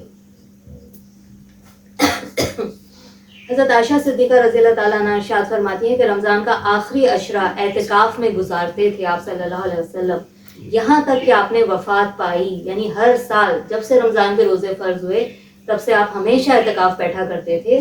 بخاری کی ایک حدیث ہے کہ جس میں آپ صلی اللہ علیہ وسلم کے بارے میں ارشاد ہوا کہ ایک بار آپ صلی اللہ علیہ وسلم اعتکاف نہیں بیٹھ سکے تو آپ نے شوال کے آخری عشرے میں اعتکاف فرمایا. ٹھیک، تو یہ چیز بھی یہاں کا ریفرنس میں نے ابھی بخاری کا اس لیے دیا کیونکہ اس بات کو ذرا ہضم کرنا نا. ہم لوگ جب کوئی نئی بات ہمارے کانوں سے ٹکراتی ہے تو دل اور دماغ قبول نہیں کرتا، تو اسی لیے میں نے آپ کو بتایا کہ یہ بخاری شریف کی حدیث ہے. تو ایسا بھی ہوتا ہے کہ اگر بیماری کی وجہ سے یا کسی اور وجہ سے آپ اعتکاف نہیں بیٹھ پائے تو پھر آپ کیا کر سکتے ہیں؟ بعد میں شوال کے مہینے میں آپ اعتکاف کر سکتے ہیں. حضرت عائشہ صدیقہ رضی اللہ تعالیٰ عنہ ارشاد فرماتی ہیں کہ میں نے رسول اللہ صلی اللہ علیہ وسلم سے پوچھا کہ اگر میں شب قدر پاؤں تو میں کیا دعا مانگوں؟ تو آپ صلی اللہ علیہ وسلم نے انہیں دعا سکھائی کہ عائشہ تم یہ دعا مانگو، اللہم انک عفو تحب العفو فاعف عنی، اے اللہ بے شک تو درگزر کرنے والا ہے اور درگزر کرنے کو محبوب رکھتا ہے. تحب العفو، تو حب کا لفظ محبت سے، تو محبت رکھتا ہے ایک دوسرے کو معاف کرنے کے. واعف عنی، بس مجھے بھی معاف کر دو. تو کتنی پیارے الفاظ ہیں دعا کے کہ اللہ تو معاف کرنے والا ہے اور تجھے محبت ہے معاف کرنے سے. مطلب اللہ کو یاد دلایا جا رہا ہے کہ جس کام سے تجھ کو محبت ہے وہ کام میرے ساتھ بھی کر دے، مجھے بھی بخش دے. تو یہ تو تھوڑی سی احادیث، ابھی اور بھی کثرت سے رمضان کے بارے میں احادیث آئی ہیں. ایک آپ صلی اللہ علیہ وسلم نے بہت قیمتی حدیث ہے یہ کہ آپ ممبر سے اتر رہے تھے، آپ نے آمین بولا، پھر آمین بولا، پھر آمین بولا. تو صحابہ کرام نے کہا کہ ہم نے تو نہیں سنا کسی کو کوئی دعا کرتے ہوئے یا رسول اللہ آپ نے آمین کہا. تو آپ نے کہا جبریل امین نے دعا کی اور میں نے آمین کہا. تو ان 3 دعاؤں میں سے ایک دعا یہ تھی کہ ہلاک ہو جائے وہ شخص جو رمضان کا مہینہ پائے اور عبادت کر کے اپنے رب کو راضی نہ کر لے. اور آپ صلی اللہ علیہ وسلم نے کیا ارشاد فرمایا؟ تو اس سے آپ اندازہ لگائیں کہ جو دعا کر رہا ہے وہ فرشتوں کا سردار، اور جو آمین کہہ رہا ہے وہ دنیا کا سردار. سبحان اللہ. تو ایک کی دعا اور دوسرے کی آمین. تو پھر کتنی بد نصیبی کی بات ہے کہ رمضان کا مہینہ ملے اور ہم آپ خود کو بخشوا نہ سکیں. اب ان آیات کا تھوڑا سا جائزہ لے لیتے ہیں جو قرآن میں اللہ سبحانہ و تعالیٰ نے رمضان سے متعلق نازل فرمائیں. ایام معدودات، کچھ ہی دن ہے گنتی کے. اس کی علماء نے 2 طرح سے تفسیر فرمائی ہے. ایک یہ کہ گنتی کے دن ہے نا صرف کتنے پورے؟ 30، یعنی آپ کو 30 کی گنتی پوری کرنی ہے. 30 روزے آپ پر فرض کر دیے گئے ہیں. تو ہم ماؤں بہنوں میں سے کچھ ہمارے روزے رہ جاتے ہیں جو ہم نہیں رکھ پاتے بیماری کی وجہ سے، تو وہ پھر اس کی گنتی پوری کرنا ضروری ہے. تو جب رمضان ختم ہو جائے پھر جتنے بھی روزے ہیں 3 ہیں 5 ہیں 7 ہیں، کسی کے 10 بھی ہو جاتے ہیں، تو پھر وہ غیر رمضان میں وہ گنتی پوری کر لے. ٹھیک ہے، کسی بیماری کی وجہ سے، سفر کی وجہ سے آپ کے چھوٹ گئے تو آپ نے گنتی پوری کرنی ہے. ایک تفسیر تو یہ ہے. دوسری تفسیر کیا ہے کہ اللہ تعالیٰ تسلی دے رہے ہیں کچھ ہی گنتی کے دن ہیں اور ہم کتنا گنتے ہیں ان دنوں کو. آج کون سا روزہ ہے؟ 3 ہو گیا، 4 ہو گیا، 10 ہو گیا، ارے کتنا روزہ آ گیا پتہ ہی نہیں چلا. آج 30، یعنی ہر دوسرا انسان دنوں کو گن رہا ہوتا ہے. تو یہ وہ دن ہیں جو بہت زیادہ گنے جاتے ہیں. تو یہ گنے جنے والے دن ہیں کہ ہم ان کو گنتے ہی رہتے ہیں. دیکھو اتنے روزے ہو گئے اور پتہ ہی نہیں چلا. تو یہ بہت زیادہ ان کو گنا بھی جاتا ہے. اس حساب سے بھی اس کی تفسیر فرمائی گئی. ایام معدودات فمن کان منکم مریضا او علی سفر فعدۃ من ایام اخر. تو تم میں سے اگر کوئی مریض ہے یا سفر میں ہے تو وہ گنتی کو پورا کرے دوسرے دنوں میں. وَعَلَى الَّذِينَ يُطِيقُونَ فِدْيَةٌ طَعَامُ مِسْكِينٍ، اور تم میں سے جو کوئی یطیقون طاقت رکھتا ہو اور اگر وہ فدیہ دینا چاہے تو وہ ایک مسکین کا ایک وقت کا کھانا ہے. اچھا، یہ جو شروع میں کہا نا یہ کہ تم میں سے جو کوئی طاقت رکھنے والا ہو تو وہ ایک مسکین روزہ نہ بھی رکھے تو ایک مسکین کا کھانا کھلا دے. یہ حکم کب تھا؟ یہ حکم اسلام کے ابتدائی دور میں تھا جب صحابہ کرام کے لیے روزہ ایک نئی چیز تھی. اس سے پہلے کبھی انہوں نے روزہ رکھا نہیں تھا. تو شروع کے دنوں میں یہ چیز سہولت دی گئی تھی مسلمانوں کو کہ طاقت ہونے کے باوجود بھی اگر تم روزہ نہیں رکھ رہے تو ایک مسکین کو ایک وقت کا کھانا کھلا دو. اب وہ ایک وقت کا کھانا مسکین کا وہ تو باقی رہ گیا، لیکن پھر آگے اللہ سبحانہ و تعالیٰ نے جو ارشاد فرمایا فمن شہد منکم شہر فلیصم، کہ جو کوئی تم میں سے اس مہینے کو پائے تو اسے چاہیے کہ وہ روزہ رکھے. فلیصم، یہ جو لام تاکیدی آ رہا ہے اس میں تاکید آ گئی. تو اس پورشن میں آیت کے پچھلا والا جو حکم تھا اس کو منسوخ کر دیا، ختم کر دیا، اور پھر بعد میں تمام مسلمانوں کے اوپر روزے فرض ہو گئے. تو شروع میں یہ سہولت تھی، بعد میں نہیں. اب دیکھیں یہ اللہ سبحانہ تعالیٰ کی محبت تھی نا کہ کس طرح سے اللہ تعالیٰ نے آہستہ آہستہ جو ہے وہ اس دین کو، قرآن بھی اسی لیے دیکھیں شب قدر میں نازل ہوا لیکن پورا نازل نہیں ہوا تھا، صرف ابتدائی کچھ آیات نازل ہوئی تھی. پھر ہماری ریکوائرمنٹ کے حساب سے، امت کی سہولت کے حساب سے تھوڑا تھوڑا قرآن 23 سال میں نازل ہوا. تو یہ اسی لیے اللہ تعالیٰ نے سہولت رکھی. پھر فرمایا فمن تطوع خیرا فہو خیر اللہ. لیکن اگر کوئی جیسے ایک مسکین کا کھانا ہے ایک وقت کا جو آپ نارملی اپنے گھر میں کھاتے ہیں، آپ اس کا حساب لگا لیں کہ بیماری کی وجہ سے یا کچھ عورتیں پریگننٹ ہوتی ہیں یا دودھ پلا رہی ہیں وہ نہیں ابھی رکھ پا رہی یا کوئی بہت بوڑھے ہو گئے ہیں اور ان کو ڈاکٹر نے منع کر دیا ہے کسی وجہ سے کہ آپ روزہ رکھ ہی نہیں سکتے، تو پھر وہ ایک وقت کا کھانا کسی مسکین کو کھلائے تو وہ اس کے روزے کا فدیہ ہو جائے گا. ٹھیک ہے. اب وہ ایک وقت کا کھانا کیا ہے؟ ہر ایک کے اپنے حساب سے، جو جتنا امیر ہے اس کے ایک وقت کا کھانے کا جتنا لگتا ہے وہ اس حساب سے دے گا، جو غریب ہے تو وہ اپنے حساب سے کہ اس کا ایک وقت کا کھانا کتنا ہوگا اس حساب سے وہ دے گا. اچھا، اب یہ ہمارے ہاں تھوڑا سا یہ مس انڈرسٹینڈنگ ہو گئی ہے کہ ہم ابھی رمضان آتا نہیں ہے، اور اگر جیسے کچھ پیشنٹس ہوتے ہیں دمے کے یا بہت کرونک ان کو کوئی بیماری ہوتی ہے یا بڑی عمر ہو گئی ہے بہت نہیں رکھ پا رہے، تو وہ ایڈوانس میں راشن لے کے کسی کے گھر میں ڈلوا دیتے ہیں. دیکھیں ایک چیز ابھی آپ کے اوپر فرض ہوئی ہی نہیں ہے اور آپ کو ادا کر رہے ہیں، ابھی مغرب کا وقت ہوا ہی نہیں ہے، ہم ایڈوانس میں پڑھ لیں تو وہ قبول ہوگی؟ وہ جب آپ کے اوپر فرض ہوتی ہے پھر آپ اس کا فدیہ دیتے ہیں. تو بہتر طریقہ یہ ہے، اور آپ صلی اللہ علیہ وسلم نے بھی ارشاد فرمایا، صحابہ کرام بھی ایسا ہی کرتے تھے کہ وہ ہر روزے کا فدیہ اس دن دیا کرتے تھے. ٹھیک ہے، جیسے وہ روزہ انہوں نے نہیں رکھا لیکن وہ کسی بھی غریب کو آپ باندھ دیں کہ بھائی روز آ کے تم افطاری لے جانا یا کھانا لے جانا، کھانا کھلا دیں، جو بھی آپ نے کرنا ہے. تو وہ جب عبادت آپ پر فرض ہوتی ہے اس کے بعد آپ اس کی قضا ادا کرتے ہیں یا فدیہ دیتے ہیں. وَإِن تَصُومُوا، اور اگر تم روزہ رکھو، خَيْرٌ لَكُمْ، تو یہ تمہارے لیے زیادہ خیر والی بات ہے. إِن كُنتُمْ تَعْلَمُونَ، اگر تم علم رکھتے ہو، تعلمون تعلیم اگر رکھتے ہو. دیکھیں علم کے بغیر، تعلیم کے بغیر کوئی بھی چیز کرنا بڑا مشکل ہے. علم ہونے کے بعد کوئی بھی کام آپ کے لیے بہت آسان ہو جاتا ہے. تو جو بھی کام کریں تھوڑا بہت علم اس کا حاصل کر کے اس کے بعد کریں تو پھر ایک تو وہ کام کرنا آسان ہو جاتا ہے اور اس کا نتیجہ بھی بہت خوبصورت نکلتا ہے. شہر رمضان الذی انزل فیہ القرآن، شہر رمضان، رمضان کا مہینہ وہ ہے کہ جس میں اللہ سبحانہ وتعالیٰ نے قرآن نازل فرمایا. تو یہ رمضان کے مہینہ اور قرآن، ان دونوں آپس میں ایک بہت زیادہ جو ہے وہ فضیلت کے حامل ہیں. کیونکہ آپ صلی اللہ علیہ وسلم کے اوپر 27ویں شب پہ، شب قدر، قرآن نازل ہوا پہلی بار. تو آپ صلی اللہ علیہ وسلم کا معمول کیا تھا؟ کیونکہ رمضان میں قرآن نازل ہوا تو آپ ہر رمضان شروع سے لے کر آخر تک جبریل علیہ السلام کو دورہ قرآن سنایا کرتے تھے. وہیں سے پھر یہ ٹرینڈ بنا کہ ہم لوگ بھی دورہ قرآن کرتے ہیں، کیونکہ آپ صلی اللہ علیہ وسلم بھی قرآن پڑھ کر جبریل علیہ السلام کو سنایا کرتے تھے. اور جو آپ کی زندگی کا آخری سال تھا اس سال آپ صلی اللہ علیہ وسلم نے 2 بار قرآن پڑھ کر جبریل علیہ السلام کو سنایا. ایک تو اس سے یہ تو پوری کریکشن ہو گئی کہ شروع سے لے کر آخر تک جس آیت کو جہاں لگانا تھا وہیں پہ لگی ہے، اور یوں سمجھ لیں کہ ایک طرح سے ایک اسٹیمپ لگ گیا کہ پورا قرآن اب مکمل ہو گیا. تو آپ نے 2 بار قرآن جو ہے وہ جبریل علیہ السلام کو سنایا. تو اگر آپ کے آس پاس ہو رہا ہو دورہ قرآن تو ضرور شرکت کریں.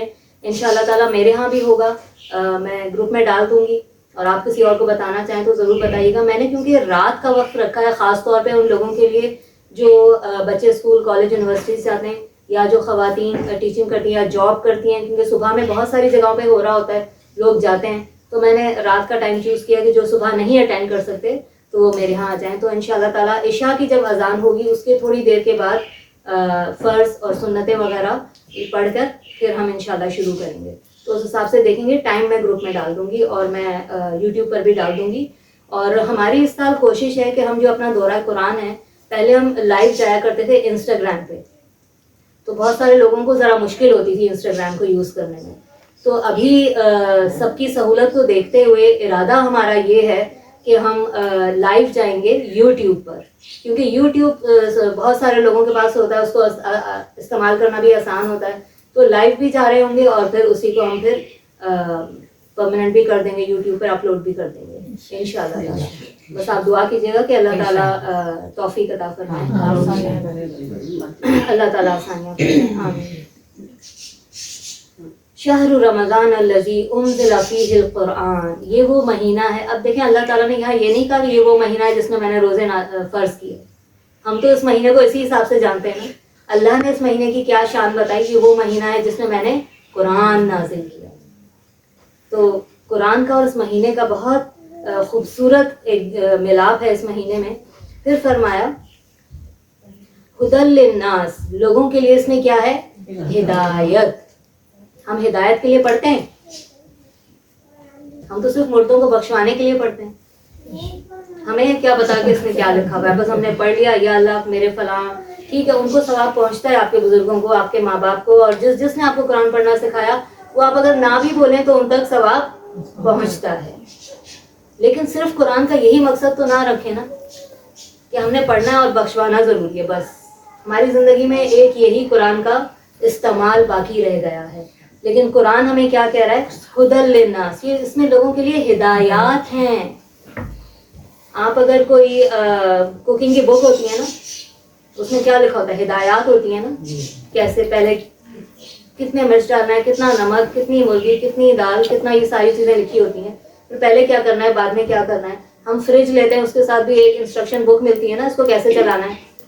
اوون لیتے ہیں، اس کے ساتھ بھی ایک کتاب ملتی ہے کہ اس کو کیسے چلانا ہے. یہاں تک ایک پینسل اور سوئی لیتے ہیں تو اس میں بھی لکھا ہوا ہوتا ہے کہ اس کو کیسے استعمال کرنا ہے. کپڑا بھی کوئی لیتے ہیں تو سائڈ پہ لکھا ہوتا ہے کہ یہ اس کو آپ نے کیسے دھونا ہے، کیسے استری کرنا ہے، اور یہ سب انسٹرکشن لکھی ہوتی ہیں نا. تو مطلب آپ سوچیں یہ کیسے ممکن ہے کہ اللہ نے اتنے سارے انسان پیدا کر کے زمین کو ہزاروں کروڑوں نعمتوں سے بھر کے انسان کو بھیج دیا، اور کوئی مینول، کوئی کتاب دی نہیں کہ اس کو اب زمین کو استعمال کیسے کرنا ہے، مجھے اپنی زندگی کو استعمال کیسے کرنا ہے. وہ ساری ہدایات، انسٹرکشنز یہاں سے ملتی ہیں. تو یہ بہت ضروری ہے کہ اس کو ہم سمجھیں. تو اس سال کوشش کیجیے گا دورہ قرآن کو اٹینڈ کیجیے گا، تاکہ ایک گو میں جب پورا قرآن آپ کے کان سے، دل سے، دماغ سے گزرتا ہے نا، ایک مہینے میں روز ایک سے پارہ آپ سن رہے ہوتے ہیں، تو بہت ساری چیزیں کلیئر ہوتی ہیں. اور کیونکہ دوسرا آپ کو سمجھا رہا ہوتا ہے تو خود پڑھنے سے اتنا اچھا نہیں سمجھ میں آتا جتنا سننے سے، سمجھنے سے. صحابہ کرام کی زبان کیا تھی؟ عربی. جب قرآن نازل ہوتا تھا تو آپ صلی اللہ علیہ وسلم ان کو سمجھایا کرتے تھے، ان کو قرآن کی تعلیم دیا کرتے تھے، حالانکہ انہیں کیا ضرورت تھی، ان کی تو زبان ہی عربی تھی. تو اس لیے کسی استاد سے اس کو سیکھنا، سمجھنا. سب سے بڑے استاد ہمارے کون ہیں؟ نبی صلی اللہ علیہ وسلم. انہوں نے جس طرح جو چیز بتا دی قرآن کی، اس کو ویسے ہی ہم نے لینا ہے. پھر فرمایا والبینات، بینات یعنی روشن نشانیاں ہیں اس میں، اور من الہدا، ہدایات میں سے، والفرقان، اور فرقان یعنی صحیح اور غلط میں فرق کرنے والی چیز. بہت ساری زندگی میں ہمیں ایسا لگتا ہے نا، کیا صحیح ہے کیا غلط ہے پتہ ہی نہیں چلتا، کون اپنا ہے کون پرایا ہے پتہ ہی نہیں چلتا، کون دوست ہے کون دشمن ہے پتہ ہی نہیں چلتا. یہ بات میں نے ایکسپیرینس کی تھی جب میں نے گریجویشن کر لی. میں نے کہا اللہ تعالیٰ زندگی کے اتنے سارے سال پڑھائی کو دے دیے، 12 سال اسکول گئے، پھر کالج 2 سال گئے، پھر یونیورسٹی گئے، پر مجھے تو بالکل لوگوں کی کوئی پہچان ہی نہیں ہے کہ کیا صحیح ہے کیا غلط ہے، کون اپنا ہے کون دشمن ہے، کوئی نشانیاں ہی نہیں ہے میرے پاس. تو جب قرآن کو سیکھا سمجھا تب سمجھ میں آیا کہ اصل فرقان تو یہ ہے، یہ کرائٹیریا ہے. اس نے بتایا کون دشمن ہے کون دوست ہے، کس سے دوستی کرو کس سے نہیں کرو، کیا فیصلہ تمہارے لیے صحیح ہے کیا غلط ہے. یہ کتنی بڑی نعمت ہے کہ مجھے سب پتا ہو ایڈوانس میں کہ میرے لیے کیا صحیح ہے کیا غلط ہے. تو یہ فرقان ہے. فمن شہد منکم، تو کوئی تم میں سے جو کوئی اس مہینے کو پائے، الشہر فلیصمہ، اس مہینے کو، تو اسے چاہیے کہ وہ روزہ رکھے. اب یہ والا جو پورشن ہے نا، اس کے اترنے کے بعد جو پہلے میں نے آیت پڑھی تھی کہ طاقت ہونے کے باوجود تم فدیہ دینا چاہو تو دے دو، پھر وہ حکم کینسل ہو گیا. ہم اس کو پڑھتے تو ہیں، قرآن میں موجود ہے، قرآن سے اللہ نے وہ حکم، آیت نہیں اٹھائی، قرآن میں موجود ہے، ہم پڑھتے ہیں، اس کا ثواب بھی ملتا ہے، لیکن وہ حکم اب نہیں ہے کہ طاقت ہونے کے باوجود بھی تم فدیہ دے دو. وہ حکم اب ختم ہو گیا. اب کیا حکم نازل ہو گیا کہ اب تم جب رمضان کا مہینہ پاؤ، طاقت ہے تو روزہ رکھو. ومن کان مریضا، اور اگر تم میں سے کوئی مریض ہے، وعلی سفر، اور کوئی اگر سفر میں ہے، فعدۃ من ایام اخر، تو اس کی عدت پوری کرو دوسرے دنوں میں. اب مریض کی کیٹیگری میں کون آتا ہے؟ ایک تو میں نے آپ کو بتا دیا جو بہت بوڑھے لوگ ہو جائیں، جن کے پاس طاقت ہی ختم ہو جائے روزہ رکھنے کی، یا ڈاکٹر آپ کو جب تک منع نہ کر دے کہ آپ روزہ نہیں رکھ سکتے تب تک آپ روزہ نہیں چھوڑیں گے. پھر تیسرا، اگر کوئی عورت پریگننٹ ہے تو اس کو بھی مریض ہی کے اس میں کام کیا جاتا ہے. اور اگر کوئی عورت بچے کو دودھ پلا رہی ہے تو اس کو بھی مریض ہی کے زمرے میں کام کیا جاتا ہے، پھر وہ بعد میں روزے رکھے گی. ٹھیک. اور اگر کوئی سفر میں ہے، آپ دیکھیں آج کل سفر بہت آسان ہو گئے، آپ بس یہاں سے ایئرپورٹ گئے، فلائٹ پہ بیٹھے اور بس وہاں سے اترے. پہلے زمانے کے سفر بہت مشکل ہوا کرتے تھے. ہاں، اگر ایسے کوئی سفر ہے جو واقعی آپ کو لگتا ہے کہ نہیں ایک شہر میں آپ اتریں گے پھر دوسرے میں اتریں گے، بیچ میں آپ وہ آ رہے ہیں اور بہت لمبی لمبی فلائٹ ہیں اور بہت آپ کو جیسے مسئلہ ہو رہا ہے تب ٹھیک ہے، کیونکہ اللہ نے اجازت دی ہے سفر میں روزہ چھوڑنے کی، لیکن بہت ہی آسان سا سفر ہے تو پھر آپ رکھ لیں اسے۔ پھر فرمایا یرید اللہ بکم الیسر، اللہ چاہتا ہے، اللہ کا ارادہ ہے تمہارے ساتھ آسانی پیدا کرنے کا، ولا یرید بکم العسر، اور اس کا ارادہ تمہارے ساتھ مشکل کا نہیں ہے۔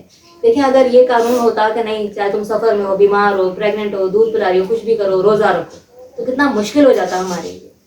تو اللہ نے ہمارے لیے یہ آسانیاں پیدا کر دی کہ ٹھیک ہے تم چھوڑ دو روزہ، لیکن پھر بعد میں گنتی پوری کرنی ہے۔ وَلِتُكْمِلُوا الْعِدَّةَ، اور تاکہ تم کاؤنٹنگ پوری کر سکو، مکمل، تکملو، تکمیل اردو میں بھی لفظ استعمال ہوتا ہے نا، تو یہ کبھی کبھی میں ہم معنی الفاظ جو اردو اور عربی میں آ رہے ہوتے ہیں تو یہ اس لیے ریپیٹ کرتی ہوں کہ آپ کو تھوڑا سا یہ رہ جائیں الفاظ دماغ میں، تو جب آپ قرآن پڑھ رہے ہو تو آپ کو پتا ہو اس کا مطلب یہ ہے۔ وَلِتُكْمِلُوا، تاکہ تم مکمل کرو، تکمیل کر لو، عدت گنتی کو، وَلِتُكَبِّرُوا اللَّهَ، اور تاکہ تم اللہ کی بڑائی بیان کرو۔ اچھا ہم نے پورا رمضان گزار لیا، سب کچھ کر لیا، پورے رمضان میں وَلِتُكَبِّرُوا اللَّهَ، اللہ کی بڑائی کو بیان کرو۔ تکبیر ہم کیسے پڑھتے ہیں؟ اللہ اکبر۔ اور یہ جو عید کے 3 دن آتے ہیں ان میں کیا حکم ہے؟ تکبیریں پڑھنے کا۔ تو یہاں اللہ بھی حکم دے رہے ہیں کہ تکبیریں پڑھا کرو۔ اچھا یہ چیز جو قرآن میں لکھی ہے کبھی بچپن میں ہم نے نہیں سنی کہ تکبیریں پڑھنی چاہیے یا یہ وہ، کبھی سنا ہی نہیں۔ اور صحابہ کرام کا معمول کیا تھا کہ حضرت ابو ہریرہ رضی اللہ تعالیٰ عنہ اور حضرت عبداللہ بن عمر رضی اللہ تعالیٰ عنہ، یہ لوگ باقاعدہ بازاروں میں نکلتے تھے، اونچی اونچی آواز سے تکبیریں پڑھتے تھے تاکہ اگر کسی نے نہیں پڑھی ہوں تو ان کی بھی یاد دہانی ہو جائے تو وہ بھی ان کے ساتھ اللہ کی جو کبریائی ہے وہ بیان کرے۔ تو اس طرح سے ہم اس کو آپ کے گھر میں چھوٹے بچے ہیں، مرد ہیں، لڑکے ہیں، ان کو سکھائیں کہ عید کی نماز کے لیے جب جا رہے ہو تو اونچی آواز سے تکبیریں پڑھتے ہوئے جاؤ، جب واپس آ رہے ہو تو اونچی آواز سے تکبیریں پڑھتے ہوئے آؤ۔ تو آپ صلی اللہ علیہ وسلم اور صحابہ کرام جب جاتے تھے تو ایک راستے سے جاتے تھے تکبیریں پڑھتے ہوئے، پھر دوسرے راستے سے واپس آتے تھے تاکہ اس راستے کے لوگ بھی تکبیریں سنیں، اس راستے کے لوگ بھی تکبیریں سنیں۔ تو یہ اتنی خوبصورت سنت ہے جو آج ہمارے معاشرے سے ختم ہو چکی ہے۔ تو ایک مردہ سنت کو زندہ کرنا 40 شہداء کا ثواب ہے اس کا۔ تو اگر یہ ثواب آپ چاہتے ہیں تو اس مردہ سنت کو زندہ کیجیے۔ بہت ساری بہنیں بھی اب الحمدللہ عید کی نماز کے لیے جاتی ہیں، تو آپ جاتے ہوئے عورت کو یہ حکم ہے کہ وہ ہلکی آواز سے پڑھے۔ آپ گھر میں بھی ہیں تو آپ تکبیریں پڑھیں ہلکی آواز سے، اگر باہر نکل رہے ہیں تو بھی ہلکی آواز سے تاکہ نامحرم کے کان میں خامخواہ میں آپ کی آواز نہ پڑے۔ وَلِتُكَبِّرُوا اللَّهَ عَلَى مَا هَدَاكُمْ، تاکہ تم اللہ کی بڑائی بیان کرو جس طرح ما ہداکم، تمہیں ہدایت کی گئی ہے۔ تو جس طرح ہمیں ہدایات کی گئی ہیں اللہ کی بڑائی اور شان بیان کرنے کی، ہم لوگ باؤنڈ ہیں کہ ہم اسی طرح اللہ کی بڑائی بیان کریں۔ ہم اپنی طرف سے کوئی بڑائی بیان کرنے کے طریقے ایجاد نہیں کر سکتے۔ اس کا جو ثبوت ہے وہ یہ یہاں سے مل رہا ہے، اللہ تعالیٰ خود کہہ رہے ہیں جو میں نے تمہیں ہدایات دی ہیں اسی طریقے سے تم میری بڑائی اور کبریائی بیان کرو۔ تو ہم لوگ ایسے عام طور پہ کہتے ہیں نا، تو اس میں حرج ہی کیا ہے، اللہ ہی کا تو ذکر کر رہے ہیں۔ تو حرج یہ ہے کہ اللہ کا حکم ہے کہ جس طرح میں نے سکھایا ہے اسی طرح کرو، کیونکہ یہ اگر اللہ تعالیٰ قانون نہیں بناتے نا تو اگر ہم اپنی طرف سے دین میں تبدیلیاں کرتے چلے جاتے پھر وہی حال ہوتا جو پہلے دین کا ہوا۔ ابراہیم علیہ السلام کے زمانے سے حج اور عمرہ فرض ہوا، تو آپ صلی اللہ علیہ وسلم کے زمانے تک آتے آتے آتے آتے حج اور عمرے کی شکل کس قدر بدل گئی کہ مرد اور عورتیں برہنہ ہو کے حج اور عمرہ کیا کرتے تھے۔ کہ جب انسان اپنی عقل استعمال کرتا ہے نا عبادت کے کاموں میں، پھر وہ بگڑتے بگڑتے بگڑتے اس حد تک پہنچ جاتے ہیں۔ تو کیونکہ آپ صلی اللہ علیہ وسلم کے بعد اب کوئی نبی نہیں آنے والا جو دین کو دوبارہ اللہ کے طریقے کے مطابق ہم تک پہنچائے، تو اس لیے اللہ نے یہ قانون نافذ کر دیا کہ تمہیں میری ہدایت کے مطابق ہی دین پر عمل کرنا ہے، عبادات کرنی ہے، اپنے طریقے نہیں ایجاد کرنے۔ وَلَعَلَّكُمْ تَشْكُرُونَ، اور تاکہ تم شکر گزار بندے بنو۔ تو یہاں پہ شکر گزاری کا بھی اللہ سبحانہ وتعالیٰ نے ذکر فرما دیا، یعنی اس مہینے ہمیں کثرت سے اللہ کا شکر بھی ادا کرنا چاہیے۔ ایک تو یہ مہینہ ویسے ہی برکتوں کا ہے، پھر اللہ تعالیٰ کا وعدہ ہے نا قرآن میں، وَإِن شَكَرْتُمْ لَيَزِيدَنَّكُمْ، اگر تم نے شکر ادا کیا تو میں اپنی نعمتیں تمہیں اور زیادہ کر کے دوں گا۔ تو جس کو چاہیے کہ وہ اپنی نعمتیں بڑھاتا چلا جائے تو وہ شکر کرتا چلا جائے، اس کی نعمتیں بڑھتی چلی جائیں گی انشاءاللہ۔ وَإِذَا سَأَلَكَ عِبَادِي، اور جب میرے بندے تم سے میرے بارے میں پوچھیں، کس سے کہا جا رہا ہے؟ نبی اکرم صلی اللہ علیہ وسلم سے، کیونکہ اس وقت تو قرآن نازل ہو رہا تھا نا، تو صحابہ کرام کو کچھ بھی پوچھنا ہوتا تھا تو وہ نبی صلی اللہ علیہ وسلم تک جاتے تھے، ان سے سوال کرتے تھے، اور آپ صلی اللہ علیہ وسلم کو پھر اللہ نے کیا جواب دیا؟ وَإِذَا سَأَلَكَ عِبَادِي، اور جب میرے بندے آپ سے میرے بارے میں پوچھے، انی، میرے بارے میں، فَإِنِّي قریب، یہ پورا قرآن کس کے ذریعے سے ہم تک پہنچا؟ بس اللہ نے بتا دیا کہ انہیں بتا دو کہ میں تو ان کے بہت قریب ہی ہوں۔ اس سے پہلے انہیں نہیں پتا تھا کہ اللہ شہرک سے زیادہ قریب ہے۔ میں ابھی کیا سوچنے والی ہوں وہ اللہ کو پہلے سے پتا ہے، اللہ کو میرے دل کے خیالات، میرے دماغ میں کیا چل رہا ہے، سب کچھ پہلے سے پتا ہے۔ تو وہ نبی صلی اللہ علیہ وسلم کے ذریعے سے ہمیں بتا دیا گیا کہ اے نبی میرے بندوں کو بتا دو کہ میں تو قریب ہی ہوں۔ اجیب دعوت الداعی اذا دعان، میں جواب دیتا ہوں ہر پکارنے والے کی جب بھی وہ پکارتا ہے۔ تو یہ نبی صلی اللہ علیہ وسلم کے ذریعے سے ہمیں بتا دیا گیا، ٹھیک؟ تو اب ہمیں کسی اور کی ضرورت نہیں ہے کہ وہ ہماری بات اللہ تک پہنچائے، کیونکہ اللہ نے بتا دیا کہ میں تو تمہارے قریب ہوں، میں تمہاری ہر دعا کا جواب تمہیں دیتا ہوں، تو ڈائریکٹ مجھ سے مانگو۔ پھر فرمایا فَلْيَسْتَجِيبُوا لِي، بس چاہیے کہ یہ پھر مجھے بھی جواب دے میری پکار کا۔ اللہ کی پکار کیا ہے؟ حی علی الصلاۃ، حی علی الفلاح، آؤ نماز کی طرف، آؤ کامیابی کی طرف۔ اور جو بھی یہاں پہ اللہ سبحانہ وتعالیٰ نے قرآن میں، دیکھیں ہماری جو یہ آیات رمضان کی شروع ہوئیں، یہ کہاں سے شروع ہوئیں؟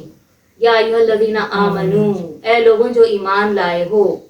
تو جتنے بھی ایمان والے ہیں ان کے کان کھڑے ہو جائیں گے، اللہ نے مجھے بلایا، مجھے پکارا ہے نا۔ ہم کیونکہ مطلب سمجھتے نہیں ہیں تو ہم ایسے ہی گزر جاتے ہیں۔ تو صحابہ کرام خاص طور پر ان آیات پہ رک جاتے تھے اور غور سے پڑھتے تھے کہ یہ خاص میرے لیے کیونکہ میں ایمان والا ہوں۔ تو یہاں اللہ تعالیٰ ارشاد فرما رہے ہیں کہ میں نے جو تمہیں بلایا ہے، پکارا ہے، یا ایھا الذین آمنو، اے لوگوں جو ایمان لائے ہو، کتب علیکم الصیام، تم پر روزے رکھ دیے گئے، اور پھر ساری تعلیمات بتائی جا رہی ہیں۔ تو اللہ تعالیٰ کیا کہہ رہے ہیں؟ فَلْيَسْتَجِيبُوا لِي، تو مجھے بھی تو جواب دو نا جو میں نے تمہیں پکارا ہے۔ لبیک۔ پھر فرمایا وَلْيُؤْمِنُوا بِي، اور ایمان رکھو مجھ پر، ایمان لاؤ مجھ پر، تاکہ تم ہدایت پا جاؤ۔ رشد کا جو لفظ ہے نا، رشد و ہدایت، مرشد بھی رشد سے ہی بنا ہے۔ تو یہاں پہ رشد اور ہدایت کون دے رہا ہے؟ اللہ۔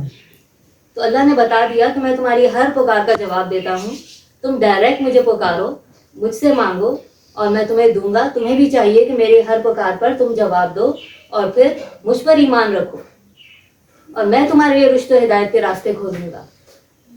تو یہاں پہ دعا کا جو ذکر ہوا نا کہ مجھے پکارو، تو رمضان کے احکامات میں دعا کا اچانک سے آ جانا، تو اللہ تعالیٰ کیا چاہ رہے ہیں کہ رمضان میں ہم کثرت سے اللہ تعالیٰ سے مانگیں۔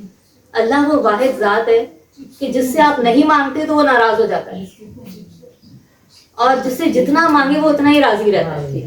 اور بندوں کے ساتھ بالکل الٹا حساب ہے، آپ جب بندوں سے مانگتے ہیں بندے ناراض ہو جاتے ہیں، نہیں مانگتے اور اس نے تو کبھی مجھ سے کوئی سوال ہی نہیں کیا۔ اس کی ایک شان ہوتی ہے، ایک عزت ہوتی ہے۔ جو ہر کسی سے مانگ رہا ہوتا ہے تو اپنی عزت دوسرے کے قدموں میں رکھ دیتا ہے نا، کہ چاہے میری بات رکھے یا نہ رکھے، لات مار دے، نہ رکھے، میری بات کو عزت نہ دے۔ لیکن جو اللہ کے دربار میں اپنی بات رکھتا ہے تو اللہ اس کی دعا قبول کرتا ہے۔ تو دعا کی قبولیت کے بہت سارے اوقات ہیں، ان میں خاص طور پر جو تہجد کا وقت ہے، ہر نیکی کے بعد اگر اس کا واسطہ دے کر آپ اللہ سے دعا مانگیں گے قبول ہوگی، لیکن خاص طور پر سحری کا جو وقت ہے، اللہ سبحانہ و تعالیٰ ہر رات جو سحری کا وقت ہے اس پر پہلے اپنے آسمان سے اتر کر 7ویں آسمان سے زمین والا جو پہلا آسمان ہے یہاں تشریف لے آتے ہیں اور پکار لگاتے ہیں، کوئی ہے جو مجھ سے مانگے تو میں اسے عطا کروں، کوئی ہے جو مجھ سے سوال کرے تو میں اس کی مراد پوری کروں۔ تو اللہ تعالیٰ خود آ جاتے ہیں بانٹنے کے لیے، مجھ سے مانگو میں دے رہا ہوں، مجھ سے بخشش مانگو بخشش دوں گا، مجھ سے دولت مانگو دولت دوں گا، مجھ سے عزت مانگو عزت دوں گا۔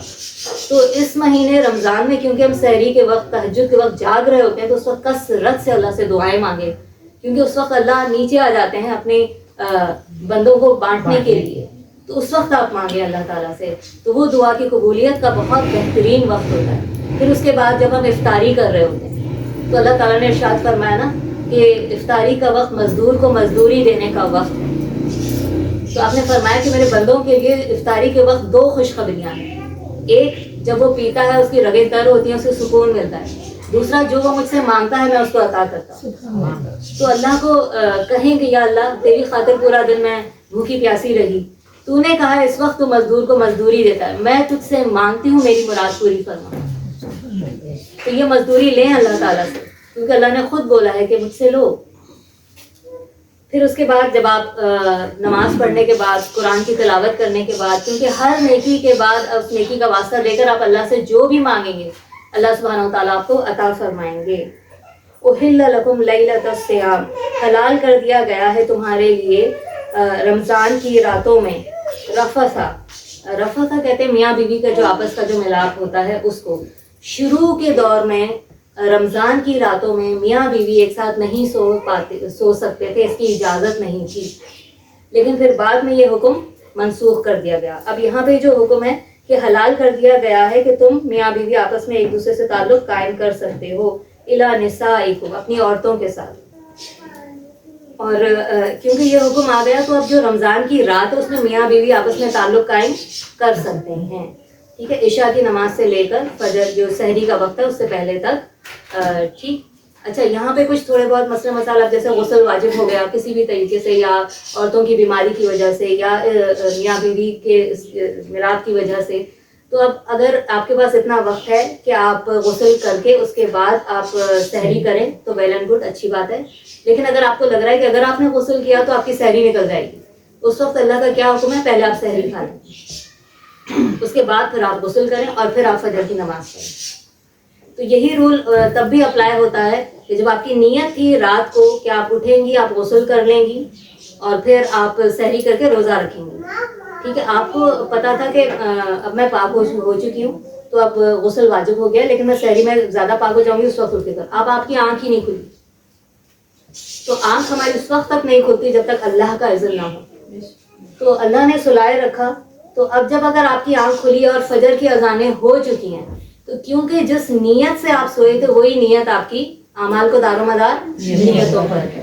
آپ چاہے آپ کی آنکھ چاہے 7 بجے کھل رہی ہے، 8 بجے کھل رہی ہے، 9 بجے کھل رہی ہے، آپ اٹھیں گی، غسل کریں گی اور اپنا روزہ کنٹینیو کریں گے. ٹھیک ہے. تو یہ تھوڑے مسئلے مسائل کی بات تھی، میں نے یہاں پہ کلیئر کر دوں کیونکہ یہ کنفیوژن بہت رہتی ہے. اور دوسری بات یہ کہ اگر روزے کی حالت میں ہی آپ کو لگا کہ آپ کا روزہ ختم ہو گیا تو اب آپ نے کیا، نارمل ہمارے ہاں جو اسکول کالج میں ہم نے جو سنا تھا کہ اگر 12 بجے سے پہلے روزہ ختم ہوتا ہے تو پھر تو آپ افطاری کر لیں، کھانا پینا شروع کر دیں. لیکن اگر 12 بجے کے بعد آپ کا روزہ ختم ہوتا ہے تو آپ روزے کو کنٹینیو کریں. یہ بالکل سنت کے خلاف بات ہے. آپ صلی اللہ علیہ وسلم نے یہاں تک ارشاد فرمایا کہ اگر اذان سے 2 لمحے پہلے بھی کسی عورت کا روزہ ختم ہوتا ہے تو اسے چاہیے کہ وہ کھانا پینا شروع کر دے. پھر آپ کو تکلف کرنے کی ضرورت نہیں ہے. روزہ کس کے لیے تھا؟ اللہ کے لیے. ٹھیک ہے، اور اللہ ہی نے آپ کا روزہ ختم کر دیا تو اب آپ نے کیا کرنا ہے؟ کھائیں پیئیں. اللہ نے آپ کو اجازت دی، جاؤ کھاؤ پیو عیش کرو. تو آپ کو دنیا کو دکھانے کی ضرورت نہیں ہے. ہاں، اگر آپ سے کوئی گھر والے جیسے بچے ہیں یا کیا سوال پوچھیں یا کیا تو آپ اکیلے میں جا کے کچھ کھا لیں. ٹھیک ہے، کیونکہ اللہ کا حکم ہے جب تمہارا روزہ ختم تو ختم. اب تمہیں روزہ رکھنے کی، کیونکہ ساری چیز ہی کیا ہے؟ اللہ کے حکم. جہاں اللہ کا حکم ہے بھوکے پیاسے رہو وہاں رہنا، جہاں اللہ کا حکم ہے آپ کھاؤ پیو وہاں کھانا پیو. تو ہم کیا ہے؟ فرما بردار بنتے. پھر آگے اللہ تعالیٰ ارشاد فرما رہے ہیں ہن لباس لکم وانتم لباس لہن. میاں بیوی کے ریلیشن کو یہاں پہ بتایا جا رہا ہے کہ وہ تمہارا لباس ہیں، وہ عورتیں، اور تم ان کا لباس ہو. تو کوئی چیز ڈھکی چھپی نہیں رہتی. لباس سے جو میں نے پہنا ہوا ہے اس سے اور میرے جسم کے بیچ میں کوئی آڑ نہیں ہے، کوئی پردہ نہیں ہے. تو اسی طرح میاں بیوی بھی ایک دوسرے کے لیے بالکل ایسے ہی ہوتے ہیں. کوئی بات نہیں چھپ سکتی، نہ بیوی سے میاں کی، نہ میاں کی بیوی سے. تو کتنا بھی چھپا لیں پھر آخر پکڑے ہی جاتی ہے بات. تو یہاں پہ بھی اللہ تعالیٰ یہی کرے کہ تم اچھا لباس پہنو اپنے شوہر کا، اس کے عیب چھپاؤ، سردی گرمی میں اس کو ڈھانکو. اسی طرح شوہر کے لیے بھی حکم ہے کہ وہ اپنی بیوی کا بہترین لباس، خوبصورت لباس بنے، اپنی بیوی کے عیب چھپائے، اس کو خوبصورت بنا کر دکھائے. لباس اسی لیے پہنتے ہیں نا، جتنا بڑا تہوار ہوتا ہے اتنا اچھا لباس. تو اپنے شوہر کے لیے بھی اسی طرح سے لباس کا حکم ہے. پھر آگے اللہ تعالیٰ ارشاد فرما رہے ہیں علم اللہ لکم علم اللہ انکم کنتم تختانون انفسکم، کہ پھر جب شروع میں یہ جو حکم تھا نا کہ میاں بیوی آپس میں تعلق نہیں قائم کر سکتے، تو کچھ صحابہ کرام سے اس کی نافرمانی ہو گئی تھی، یعنی اس میں خیانت ہو گئی تھی، وہ نہیں کنٹرول کر پا رہے تھے. تو پھر اللہ تعالیٰ نے کیا ارشاد فرمایا کہ جان لیا اللہ تعالیٰ نے کہ تم لوگ جو ہے وہ نہیں یہ کر سکتے اور اس میں خیانت کر دیتے ہو، تو پھر اللہ تعالیٰ نے یہ حکم ختم فرما دیا. اب دیکھیں صحابہ کرام بھی اس سے کیا پتہ چلتا ہے، ہم جیسے انسان ہی تھے، ہم اپنے لیے نا دین پر عمل نہ کرنا پڑے اس کے لیے بڑی بھائی وہ تو صحابہ کرام تھے، ان کو ہم کہاں پہنچ سکتے. تو یہ کیا ہے، صحابہ کرام بھی ہماری طرح ہی انسان تھے، ان سے بھی غلطیاں خطائیں ہو جایا کرتی ہیں. پھر فرمایا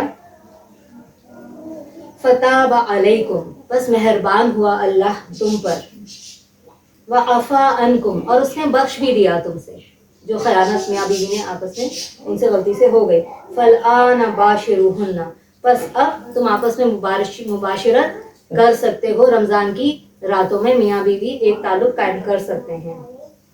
وابتغوا ما كتب اللہ لکم، اور اس چیز کو حاصل کرو جو کچھ اللہ تعالیٰ نے تمہاری تقدیر میں لکھ دیا ہے. وَكُلُوا وَاشْرَبُوا، اور کھاؤ اور پیو جب تک کہ تمہاری سامنے سفید دھاری اور سیاہ دھاری واضح نہ ہو جائیں. تو ایک صحابی نے اس کو ایز اٹ از ہی لے لیا، سفید دھاری اور سیاہ دھاری سے انہوں نے دھاگا سمجھ لیا. انہوں نے ایک دھاگا رکھا اپنے تکیے کے نیچے اور اس کو نکال کے دیکھتے رہے کہ کب جو ہے وہ وقت ختم ہوتا ہے اور طلوع ہوتا ہے. تو انہوں نے آ کے بتایا یا رسول اللہ مجھے تو دھاگے کا پتہ ہی نہیں چلا، تو میں کیسے؟ تو آپ نے فرمایا کہ یہاں سے مراد دھاگا نہیں ہے، یہاں سے مراد کیا ہے، وہ سفید دھاری ہے جو پاؤ پھٹتی ہے نا سورج کی، تو اس سے مراد ہے کہ جب تک سفید اور سیاہ میں فرق نہ ہو، ایک پاؤ پھٹتی ہے تو سیاہ اندھیرا ختم ہو جاتا ہے وہ، تو اس وقت تک آپ کھائیں پیئیں اور بیوی کے ساتھ تعلقات قائم کر سکتے ہیں، اس کے بعد نہیں. ثم اتموا الصیام الی اللیل، اور پھر تم مکمل کرو، تمام کرو اپنے روزے کو لیل تک، رات تک. تو رات کب ہوتی ہے؟ جب مغرب کی اذانیں ہوتی ہیں تب اندھیرا ہونا شروع ہو جاتا ہے، تو وہاں سے رات شروع ہو جاتی ہے. تو اسی لیے اسلامی ڈیٹس جو ہیں وہ بھی مغرب کے بعد سے ہی چینج ہو جاتی ہے. چاند نظر آتا ہے تو تاریخ بدل جاتی ہے، تو دن بدل جاتا ہے. وَلَا تُبَاشِرُوهُنَّ وَأَنْتُمْ عَاقِفُونَ فِي الْمَسَاجِدِ، اور مت تم مباشرت کرنا اگر تم حالت اعتکاف میں ہو مسجدوں میں. تو یہاں پر علماء نے یہ جو لکھا ہوا ہے نا عاقفون فی المساجد، جب تم اعتکاف میں بیٹھے ہو مسجدوں میں تو اس کے دو معنی لیے جاتے ہیں. ایک یہ کہ اعتکاف بیٹھا ہی صرف مسجد میں جاتا ہے، اور ام المومنین اور صحابیات کی ہمیں روایات سے بھی یہی ملتا ہے کہ حضرت عائشہ صدیقہ رضی اللہ تعالیٰ عنہ نے ایک ساتھ اعتکاف کے لیے اپنا خیمہ لگایا مسجد نبوی میں. اب ان کی دیکھا دیکھی دوسری بیوی نے بھی لگایا، تیسری نے بھی لگایا، سب لائن سے لگ گئے. تو آپ صلی اللہ علیہ وسلم نے ارشاد فرمایا کہ دین عبادت کا نام ہے، ایک دوسرے کی ریس کرنے کا نام نہیں ہے. تو آپ نے وہ سارے کے سارے خیمے نکلوا دیے. تو پھر ان میں سے اس سال کوئی اعتکاف میں نہیں بیٹھے. تو اگر گھر میں بیٹھنا اعتکاف کی اجازت ہوتی تو اپنے گھروں میں اعتکاف میں بیٹھ جاتی، لیکن وہ اپنے گھروں میں اعتکاف میں نہیں بیٹھی. تو اس سے علماء یہ لیتے ہیں کہ اعتکاف مسجدوں میں ہی ہوتا ہے. لیکن ہمارے ہاں عورتیں گھروں میں بھی اعتکاف میں بیٹھتی ہیں، کیونکہ ہمارے یہاں مسجدوں میں کوئی عورتوں کے لیے انتظام ہوتا ہی نہیں ہے. تو اللہ تعالیٰ سے اچھی امید رکھنی چاہیے کہ شاید اللہ تعالیٰ ہمارے گھروں کے اعتکاف کو قبول کر لے، کیونکہ ہمارے پاس دوسرا کوئی آپشن ہے ہی نہیں. کچھ مساجد ہیں لیکن پھر وہ کافی ایکسپینسو بھی پڑتی ہیں کہ وہ آپ سے پھر اتنا چارج بھی کرتے ہیں، یا شاید کہیں پہ نہ بھی کرتے ہوں. تو وہ آپ کسی کا ہو، اگر مسجد آپ کے اویلیبل ہے، اگر مسجد اویلیبل ہے تو پھر آپ کوشش کریں کہ مسجد ہی میں آپ اعتکاف بیٹھ جائیں. تو اگر ایک چیز آپ کو اویلیبل ہے تو پھر اس سے فائدہ اٹھائیں. تلک حدود اللہ، یہ اللہ کی حدود ہیں. ہر چیز کی ایک حدود ہوتی ہے نا. میرے گھر کی ایک حد ہے، اس کے اندر میں جو چاہوں کروں. دوسرا کوئی میری حدود کو کراس کر کے میرے خلاف کوئی کام نہیں کر سکتا ہے نا. یہ تو یہ اللہ کی حدود ہیں. تو ہم میں سے کسی کو بھی یہ اختیار نہیں ہے کہ اللہ کی حدود کو توڑ کے ہم کچھ بھی اپنی طرف سے کر لیں. تلک حدود اللہ فلا تقربوها، یہ اللہ کی حدود ہیں، ان کے قریب مت جاؤ. یہی حکم آدم علیہ السلام کو ملا تھا نا کہ اس درخت کے قریب بھی مت جانا. تو جب وہ قریب چلے گئے تو شیطان نے کیا کیا؟ پھر کھلوا بھی دیا. تو جب آپ اللہ کی حدود کراس کرتے ہیں نا پھر شیطان آپ کو دوسری برائیوں میں گھسیٹ لیتا ہے. جب تک اللہ کی حدود کے اندر رہتے ہیں نا آپ اللہ کی حفاظت میں رہتے ہیں, شیطان آپ کا کچھ نہیں بگاڑ سکتا. اس باؤنڈری کو کراس کر کے وہ آپ پر حملہ نہیں کر سکتا. ذالک یبین اللہ, اسی طرح اللہ تعالیٰ بیان کرتا ہے آیات ہی, اپنی آیات کو للناسی, لوگوں کے لیے, لعلہم یتقون, تاکہ وہ تقوی اختیار کریں. اب دیکھیں جب ہم نے شروع کیا تو پہلی آیت میں کیا تھا؟ لعلکم تتقون, اور آخری آیت میں بھی کیا حکم آ رہا ہے؟ لعلکم تتقون. اور جب آپ ایک دفعہ تقوی اختیار کر لیتے ہیں نا تو اس کے اپنے بینیفٹس ہیں, اپنی بہت ساری اس کی خصوصیات ہیں. کہ اللہ تعالیٰ ایک جگہ ارشاد فرماتے ہیں کہ اگر تم تقوی اختیار کر لو تو میں آسمان سے بھی تمہارے لیے رزق برساؤں گا اور زمین کے نیچے سے بھی تمہارے لیے رزق برساؤں گا. آج کیوں ہم تنگی میں پڑے ہیں؟ صرف اس وجہ سے نا کہ اللہ کا تقوی ہی نہیں رہا دلوں میں, زندگیوں میں کوئی ڈر خوف ہی نہیں ہے اللہ تعالیٰ کا. تو اللہ تعالیٰ سے دعا ہے کہ اللہ تعالیٰ اس رمضان کو ہمیں پوری طرح کیش کرنے کی, اس کو پوری طرح اس میں سے تقوی لے لینے کی توفیق اور طاقت عطا فرمائے. چلیں دعا کریے. یا ربی لک الحمد کما ینبغی لجلال وجہک وعظیم سلطانک, سبحان اللہ وبحمدہ عدد خلقہ ورضا نفسہ وزنۃ عرشہ ومداد کلماتہ, سبحان اللہ العظیم. اللہم صلی علی محمد وعلی محمد کما صلیت علی ابراہیم وعلی آل ابراہیم انک حمید مجید. اللہم بارک علی محمد وعلی آل محمد کما بارکت علی ابراہیم وعلی آل ابراہیم انک حمید مجید. الحمد للہ رب العالمین الرحمن الرحیم مالک یوم الدین ایاک نعبد و ایاک نستعین اہدنا الصراط المستقیم صراط الذین انعمت علیہم غیر المغضوب علیہم ولا الضالین آمین. ربنا لا تؤاخذنا إن نسينا واخطأنا ربنا ولا تحمل علينا إصرا كما حملته على الذين من قبلنا ربنا ولا تحملنا ما لا طاقة لنا به واعف عنا واغفر لنا وارحمنا أنت مولانا فانصرنا على القوم الكافرين. ربنا آتنا في الدنيا حسنة وفي الآخرة حسنة وقنا عذاب النار. ربنا فاغفر لنا ذنوبنا وكفر عنا سيئاتنا وتوفنا مع الأبرار. رب اغفر وارحم وأنت خير الراحمين. رب ارحمهما كما ربياني صغيرا. رب ارحمهما كما ربياني صغيرا. رب ارحمهما كما ربياني صغيرا. اللهم أجرنا من النار. اللهم أجرنا من النار. اللهم أجرنا من النار.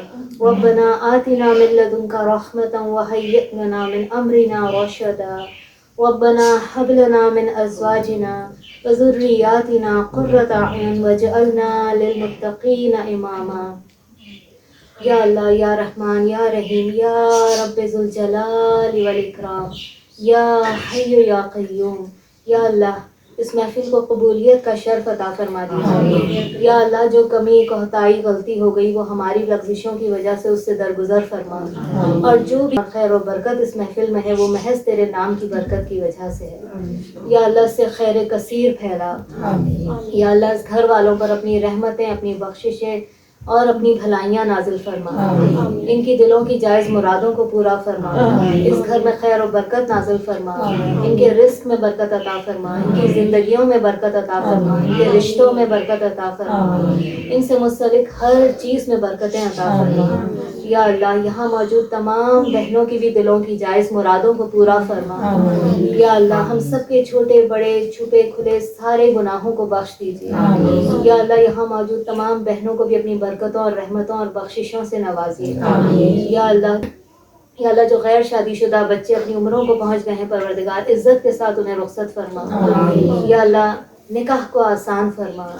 یا اللہ ہمارے شوہر اور ہماری اولادوں کو ہدایت عطا فرما اور ہمیں بھی ہدایت یافتہ میں سے لکھ لیجیے یا اللہ ہم سب پر رحم فرما یا اللہ کل جو دھماکے میں لوگ شہید ہوئے پروردگار عالم ان کے گھر والوں کو صبر جمیل عطا فرما یا اللہ ان کو جنت الفردوس میں جگہ عطا فرما یا اللہ ظالموں کو اپنے کیفر کردار پر پہنچا یا اللہ مسلمان اس دنیا میں جہاں کہیں بھی ظلم کا شکار ہیں پروردگار عالم ان کی مدد فرما اپنے لشکروں سے ان کی مدد فرما اپنے خزانوں سے ان کی مدد فرما یا اللہ ہمارے مسلمان بہن بھائیوں پر رحم فرما ان کی مشکلیں آسان فرما یا اللہ جو مسلمان اس دنیا سے رخصت ہو گئے ہیں پروردگار عالم ان سب کی بخشش فرما دیجیے ان کے درجات بلند فرما دیجیے ان کی قبروں کو جنت کا باغ بنا دیجیے یا اللہ ہمیں بھی عزت اور ایمان کی سلامتی والی موت عطا فرمائیے یا اللہ موت کے وقت کلمہ پڑھنا نصیب فرمائیے اور شیطان سے محفوظ رکھیے گا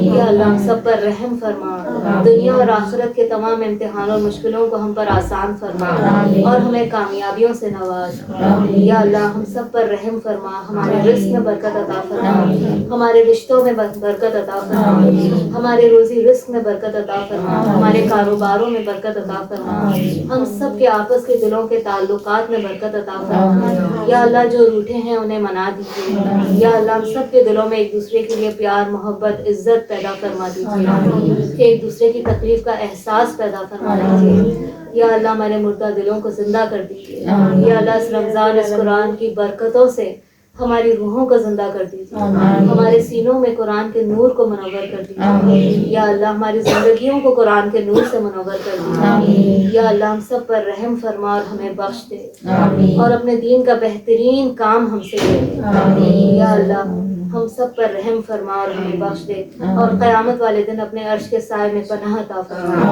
حوض کوثر کا پانی نصیب فرما اور بغیر حساب کتاب کے جنت کے دروازوں میں داخل فرما یا اللہ ہم سب سے راضی ہو جائے یا اللہ ہم سب سے راضی ہو جائے یا اللہ ہم سب سے راضی ہو جائے اور ہمیں بخش دیجیے اللهم صل على محمد وعلى آل محمد كما صليت على إبراهيم وعلى آل إبراهيم إنك حميد مجيد اللهم بارك على محمد وعلى آل محمد كما باركت على إبراهيم وعلى آل إبراهيم إنك حميد مجيد سبحان ربك رب العزة عما يصفون وسلام على المرسلين والحمد لله رب العالمين.